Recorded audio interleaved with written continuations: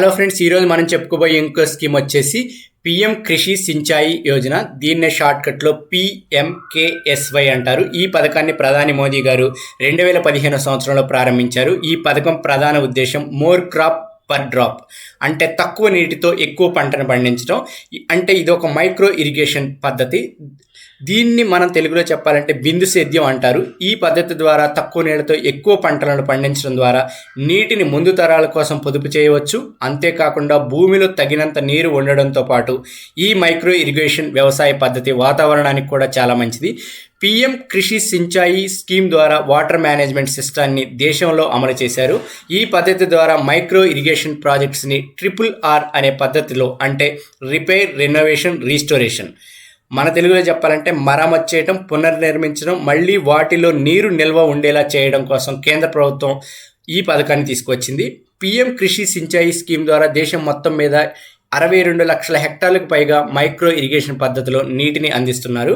Water shed development కింద మరో 15 లక్షల హెక్టార్లకు నీటి సౌకర్యాన్ని కేంద్ర ప్రభుత్వం కల్పిస్తుంది. గ్రౌండ్ వాటర్ ద్వారా 70,000 హెక్టార్లకు, అలాగే మైక్రో ఇరిగేషన్ ప్రాజెక్ట్స్ ద్వారా మరో 1,00,000 ఎకరాలకు, చిన్న చిన్న కాలువల ద్వారా దాదాపు 3 లక్షల హెక్టార్లకు, అలాగే ఇతర మైక్రో ఇరిగేషన్ పద్ధతుల ద్వారా దాదాపు మరో 40 లక్షల ఎకరాలకు ఈ స్కీమ్ ద్వారా కేంద్ర ప్రభుత్వం రైతులకు నీటి సౌకర్యాన్ని అందిస్తుంది. పిఎం కృషి సించాయి స్కీమ్ ద్వారా రైతులకు పొలాల్లో చిన్న చిన్న చెరువులు నిర్మించడంపై అవగాహన కల్పించడం, చెక్ డ్యాములు కట్టడం, చిన్న చిన్న కాలువలు నిర్మించడం ద్వారా నీటిని వృధా కాకుండా, అలాగే భూమిలో నీటి శాతం పెరిగే విధంగా, అంటే గ్రౌండ్ వాటర్ లెవెల్ పెరిగే విధంగా కేంద్ర ప్రభుత్వం చర్యలు తీసుకుంటుంది. అంతేకాకుండా రైతులకు drip system, sprinklers, rain guns, drip ఇరిగేషన్కి సంబంధించిన యంత్రాల వాడకంపై అవగాహన కల్పిస్తున్నారు. ఈ పథకం కోసం కేంద్ర ప్రభుత్వం 2022-23 ఆర్థిక సంవత్సరానికి 4,000 కోట్లకు పైగా బడ్జెట్ని కేటాయించింది.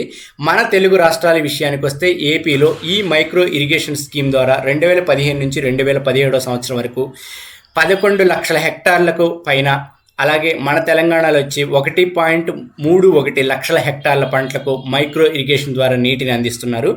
అలాగే రైతుల కోసం కేంద్ర ప్రభుత్వం అందిస్తున్న 10 పథకాల గురించి తెలుసుకోవడానికి డిస్క్రిప్షన్లో ఇచ్చిన లింక్పై క్లిక్ చేయండి.